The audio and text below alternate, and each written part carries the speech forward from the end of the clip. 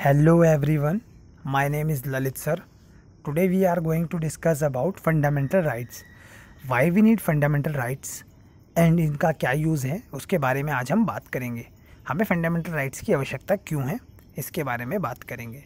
जब हमारा कॉन्स्टिट्यूशन बना तभी हमें फंडामेंटल राइट्स की आवश्यकता पड़ी, क्योंकि जो फंडामेंटल राइट्स का बात हुआ था वो जो है कॉन्स्टिट्यूएंट असेंबली में ही हुआ था.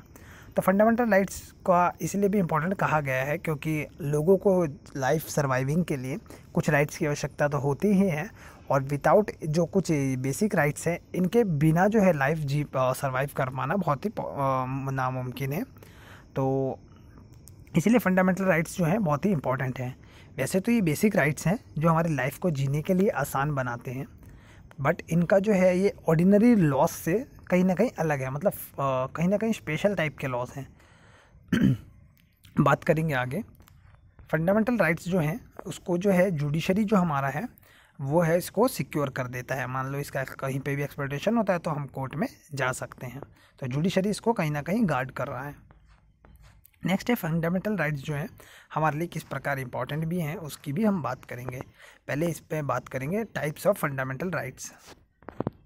फंडामेंटल राइट्स का जो टाइप है उसकी भी हम बात करेंगे. फंडामेंटल राइट्स की टाइप की अगर हम बात करते हैं तो सबसे पहले आता है article 14 to 18, right to equality. तो एक राइट टू इक्वालिटी का अर्थ है जो सभी जो हमारी कंट्री में लोग हैं वे सभी इक्वल हैं हर चीज़ के बेसिस पे. मान लो economically, politically and socially. Economically तो हम नहीं कह सकते कि इक्वल हैं या नहीं, क्योंकि इकोनॉमिकली जो है नॉट पॉसिबल है. मान लो कोई व्यक्ति, आपने देखा होगा आपके अड़ोस पड़ोस में कोई 4 रुपये कमाता है तो कोई 5 रुपये, कोई 10 रुपये, कोई 20 रुपये.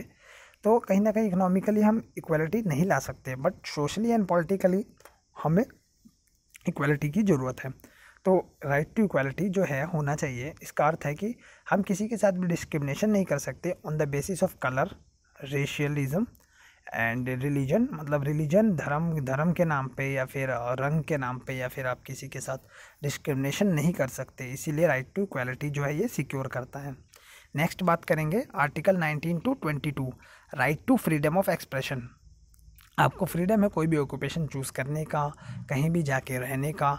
इसके अलावा राइट टू एक्सप्रेस मतलब आप अपने व्यूज़ जो हैं किसी भी टॉपिक पे रख सकते हैं. मान लीजिए अगर आपको कोई चीज़ सही नहीं लगती कंट्री में जो हो रही है तो आप उसके ऊपर स्पीच दे सकते हैं. तो आपको राइट टू स्पीच का जो है ये एक राइट है.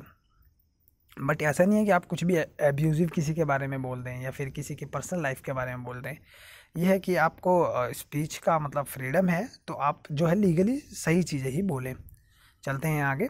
नेक्स्ट है article 23 to 24, right against exploitation. Right against exploitation का अर्थ है आप किसी का एक्सप्लॉयटेशन नहीं कर सकते, उसके से फ्री में काम नहीं करा सकते, बिना वेजेस के काम नहीं करा सकते, ज़बरन काम नहीं करा सकते. तो आप कहीं ना कहीं भी किसी के साथ मतलब एक्सप्लॉयटेशन नहीं कर सकते उसका, जो कि गलत है. तो ये जो है राइट टू एक्सप्लॉयटेशन को सिक्योर करता है. नेक्स्ट है right to freedom of religion. Article 25 to 28, right to freedom of religion means कि हमें फ्रीडम है कोई भी रिलीजन चूज़ करने का, अपनाने का. इसके अलावा जैसे if you are Hindu, if you want to become Muslim then you can change your religion. So if you are Hindu then you can change in Muslim. So ये जो है आपको फ्रीडम है रिलीजन का, कोई भी रिलीजन आप चूज़ कर सकते हैं, किसी भी रिलीजन में वापस जा सकते हैं, किसी भी रिलीजन से वापस आ सकते हैं. नेक्स्ट बात करेंगे article 29 to 30, cultural and educational rights. Cultural and educational rights की बात करेंगे क्योंकि इसमें कहा गया है कि आप अपना जो कल्चर है उसको सिक्योर कर सकते हैं और अपना जो एजुकेशनल इंस्टीट्यूशंस हैं उनको भी डेवलप कर सकते हैं. जैसे कि हम माइनॉरिटीज़ की बात करते हैं, जो हमारी कंट्री में माइनॉरिटीज़ हैं, जैसे हम बात करते हैं क्रिश्चियंस की, तो उनका कल्चर जो है वो उसको फॉलो कर रहे हैं. और ऐसा नहीं है कि हिंदुइज़्म हम उनके ऊपर थोप रहे हैं, ऐसा नहीं है. वो अपने कल्चर को आगे तक फॉलो कर रहे हैं और डेवलप कर रहे हैं. इसके अलावा आप देखते हैं कि कई प्रकार के, आपने सुना होगा, क्रिश्चियन स्कूल्स भी खुल रहे हैं. तो हमारा जो कॉन्स्टिट्यूशन है वो उन्हें राइट देता है कि आप अपने एजुकेशन इंस्टीट्यूशंस रनिंग कर सकते हैं, डेवलप भी कर सकते हैं.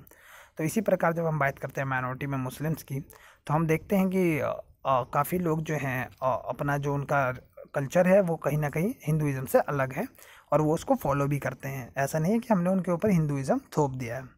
दूसरा ये है कि वो एजुकेशन इंस्टीट्यूशंस की अगर हम बात करते हैं तो वो जैसे आप जानते होंगे कई लोग मदरसा में पढ़ने जाते हैं, जो मुस्लिम लोग होते हैं मोमडन, तो मदरसा में जाते हैं तो वहाँ से जो है उनको एक अलग तरह की तालीम मिलती है, यानी कि जो उनके कल्चर से रिलेटेड है। अपने एजुकेशनल जो इंस्टीट्यूशंस हैं उन्होंने अपने बनाए हुए हैं, उनको डेवलप कर रहे हैं। नेक्स्ट बात करेंगे article 32, right to constitutional remedies. Right to constitutional remedies का अर्थ है, अगर मान लीजिए आपका कोई भी जो फंडामेंटल राइट है उसका एक्सप्लॉइटेशन होता है या आपके साथ कुछ गलत व्यवहार होता है जिससे आपके अधिकारों का हनन होता है, तो आप हाई कोर्ट या सुप्रीम कोर्ट जाकर जो है दरवाज़ा जो है उसका खड़खड़ा सकते हैं। तो अंबेडकर जी ने इसको राइट टू कॉन्स्टिट्यूशनल रेमेडीज़ को जो है संविधान की हृदय और आत्मा कहा है, जो इसकी रक्षा करता है। चलते हैं आगे। Fundamental rights of Indian citizens, fundamental rights of Indian constitution, ये जो है पूरा एक फंडामेंटल राइट्स का साइकिल है जो मैंने अभी आपको अच्छे से समझाया। Right to freedom of religion, right to freedom, right to constitutional remedies, right to equality, right to against exploitation, cultural and educational rights. Next topic की जो हम बात करेंगे वो है इम्पोर्टेंस ऑफ फंडामेंटल राइट्स।